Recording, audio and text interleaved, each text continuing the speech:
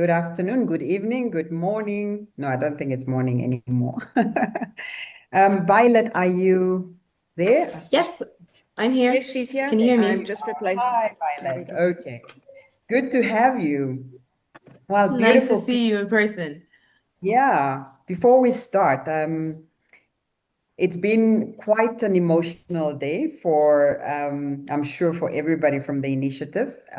All the hard work that we've put in, coming to this stage and seeing it happening, it's very, very emotional and eclectic and all the excitement that came together. So I want to just thank the team.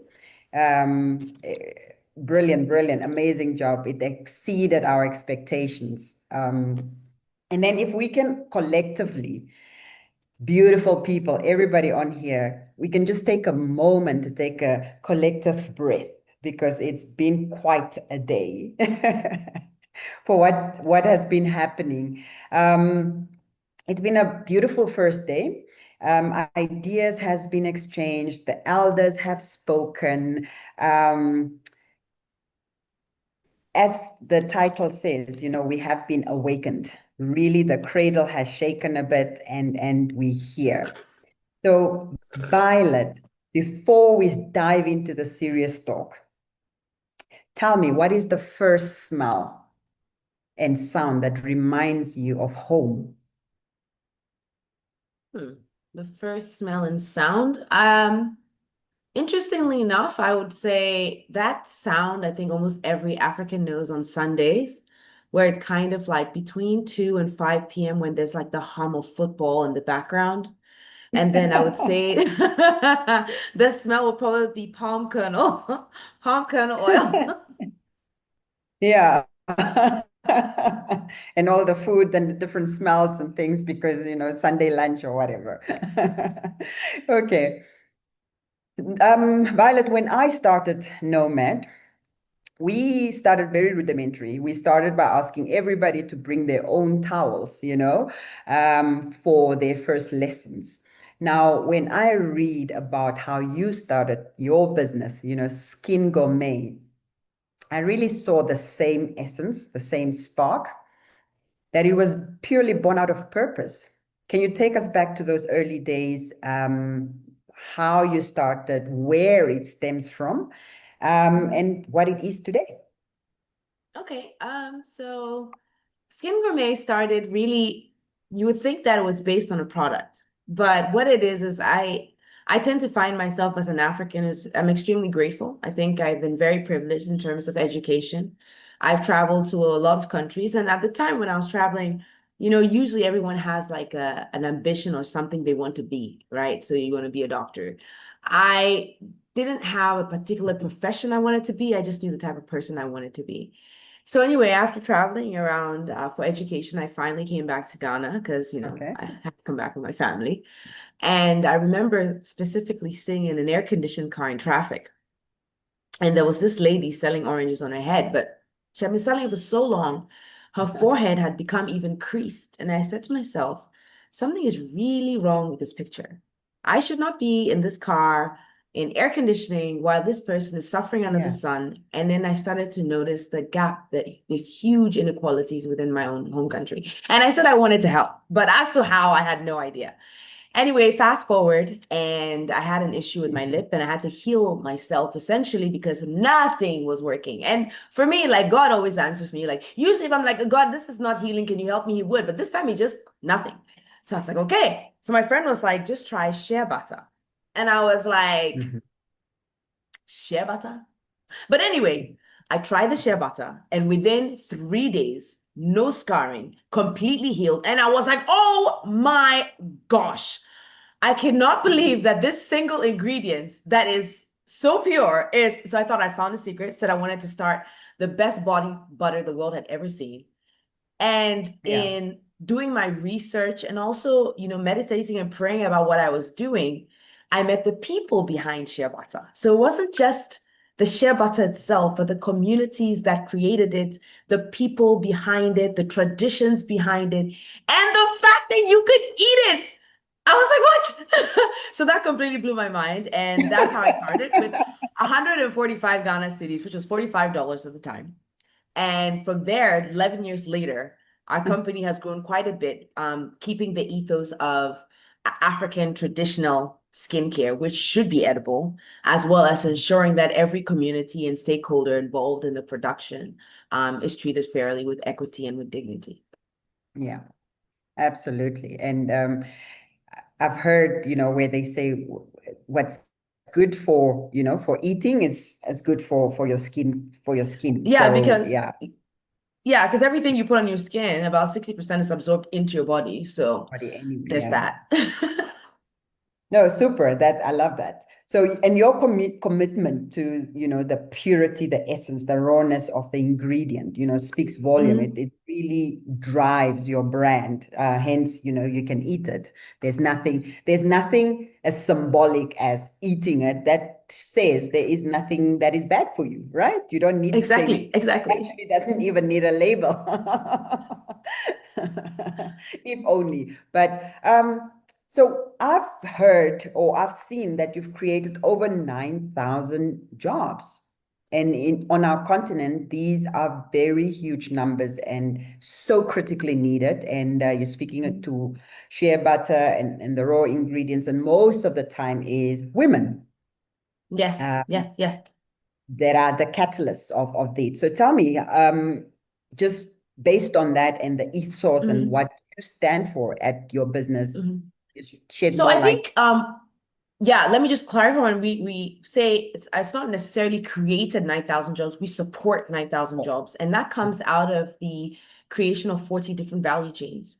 Our Yeah. company is 11 years old now, and I think a lot of people are thinking, you should be closer to world domination by now. But really, what we used that time was for it's a form of research called it's a double diamond, where we Mm. decided to first discover and then define what the problem was, because we realized that Africa has so many rich resources. So, what exactly is the problem where when you go to these communities, the very people who own the resources, for some reason, are not benefiting as much? They tend to be the poorest areas. And then realizing that Africa, or I would say Ghana, because that's what I know, these supply chains Mm. are inherently weak, especially to be able to connect them to the markets that need this the most. And so Absolutely. in the 40 different supply chains have allowed us to work with the communities hand in hand, work with the farmers hand in hand, and be able to figure out how to offtake that demand and create a product that is globally accepted, globally recognized, something that has global access in order to keep driving that market and supporting those jobs. That is music to my ears. That's brilliant. Well done. Well done, Violet. My next question or my next sort of lead was going to ask how you feel seeing, the African ingredients, the ingredients that come from the soil in the Mhm. international market on the shelves, but they stripped of their roots and their pureness. There's like a minute percentage, but they ride Mhm. on the wave of the benefits of the thing. Mhm.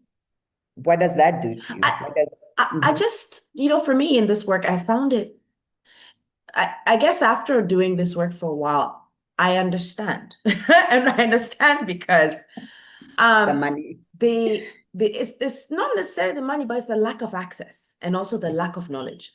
So Mm. if you've never really had access to that level of skincare, or that level of purity in ingredients, by the time they bring it to wherever it's going, the logistics, certifications, packaging, all of that, it becomes too expensive for them.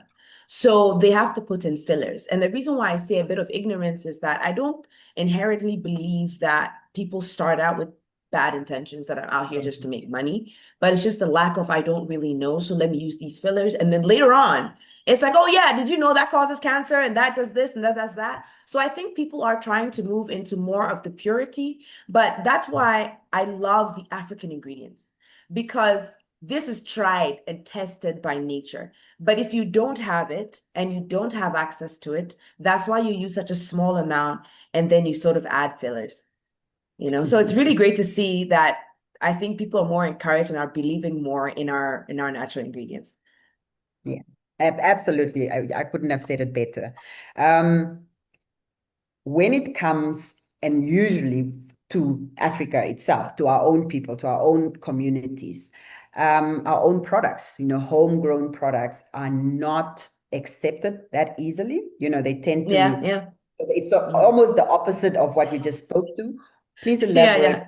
your findings. What? I think again, it's so interesting. That's why I love my job.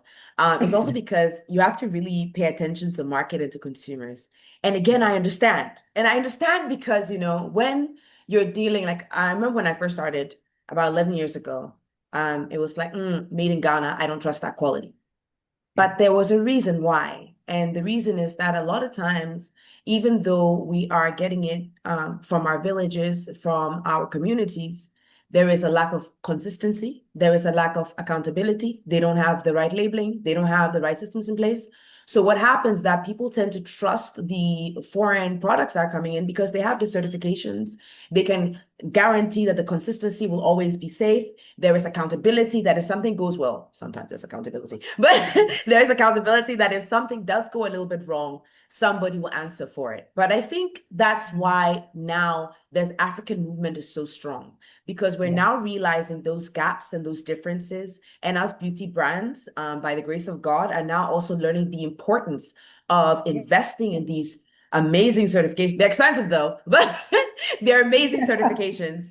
And we're understanding why it's good for our systems to be transparent and why it allows for accountability. And I think that's what will strengthen the African products, having accountability, having transparency, and then also having standards that guides what it is that we do and making sure that whoever it is that is producing this is not just accountable to the consumer, but is accountable in terms of how we make profit, how we treat people, and then how we treat the environment. Oh, absolutely, absolutely. I think there's a shift happening on the continent, Yes. speaking to our own products, our own ways, and all of that. It Yeah. might be shifting a Mhm. little bit slow, but there's definite Yes. movement. So I think Definitely. It's definite we movements. look towards the positivity of that something is happening as opposed to before where nothing was happening. We were consuming Yeah. things Yeah. coming. Yeah. Um, Tell me, Violet, when you look at the women in your value chain, again, for Yes. me, I'm resonating because when I look at the impact we're having at the very people that I see every day, Mm. what stories come to mind?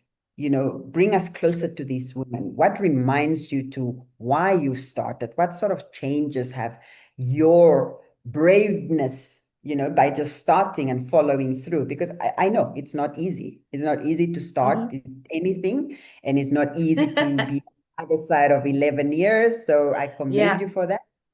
So Thank give you. us some stories and bring us, real change, real impact.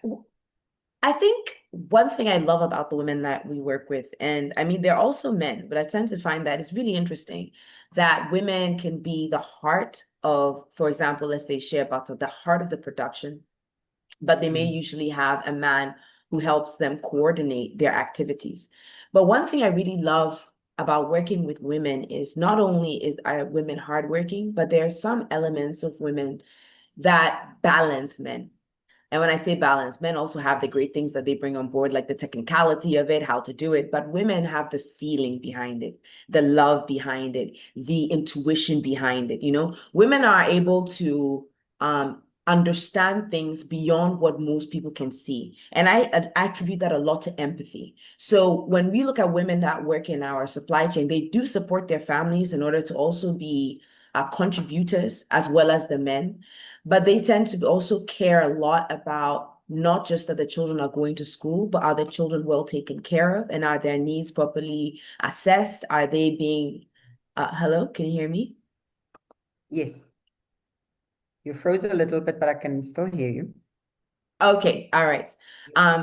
Is the strength of women in the sense of bringing people together that I found really amazing, and also their innovation and their imagination. But I think the main thing with women that I really love is what people tend to see as a weakness, which is the empathy. But I think that's also what you have behind these products, right? It's why would you sell a product that's 100% pure when you could dilute it?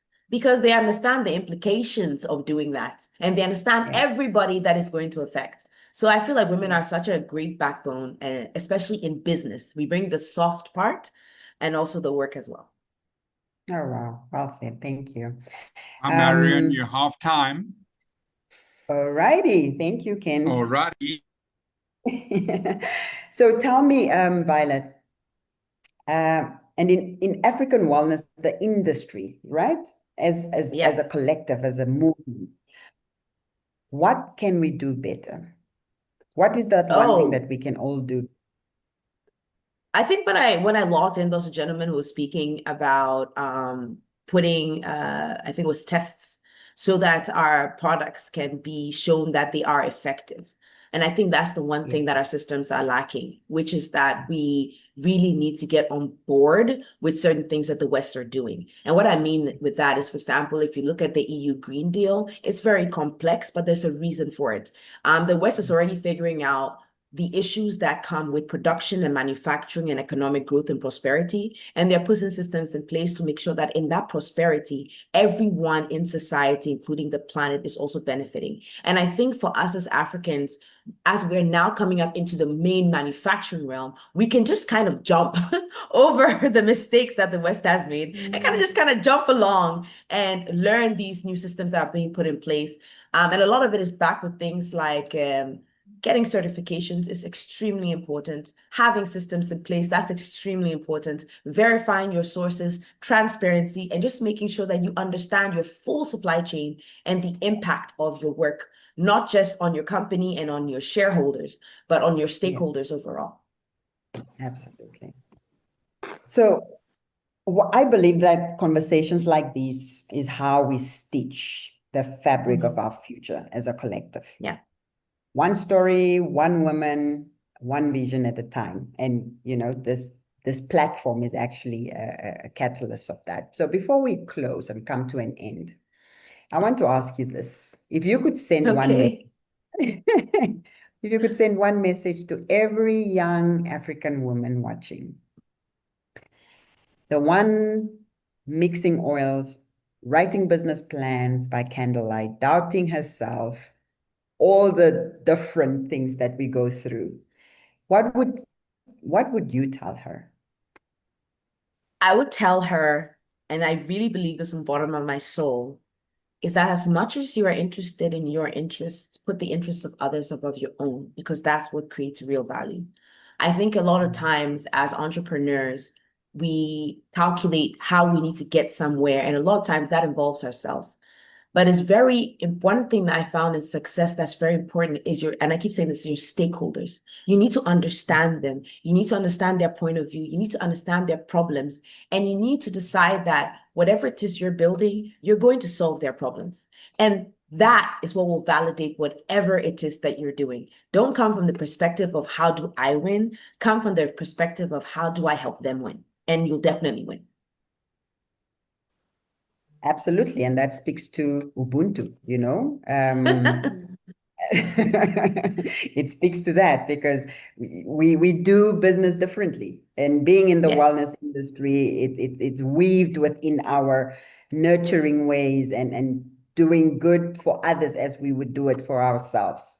So thank you, Violet. Thank you. This was a very insightful conversation. I wish we had more time. We could have gone deeper and deeper. And thank you, Africa. Here we are. Thank you very much. Thank you. Thank you, ladies. Violet, that was amazing. I'm sure you have inspired many, many people.